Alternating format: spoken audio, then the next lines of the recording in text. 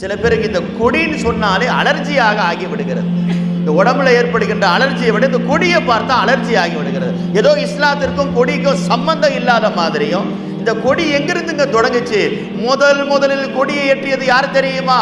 சஹாபாக்களில் இஸ்லாத்தில் முதல் இந்த கொடியை வடிவமைத்து உருவாக்கியவர்கள் சையதுனா அப்துல்லாஹ் இப்னு ஜஹஷ் ரலியல்லாஹு தஆலா.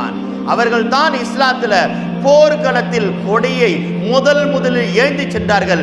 கனிமத்துடைய பொருள் முதலில் போர்க்களத்தில் மரணித்து ஷஹீதாக்கப்பட்டவர்கள் பங்கு பிரிக்கப்பட்டது சையதுனா அப்துல்லாஹ் இப்னு ஜஹஷ் அவர்கள் ஆரம்பித்த அந்த கொடி தான் இன்று வரை பரவி கொண்டே இருக்கிறது.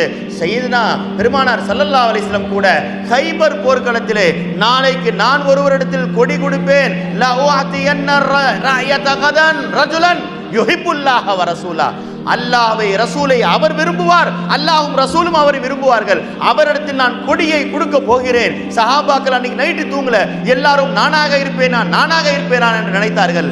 அலி ரலியல்லாஹு அன்ஹு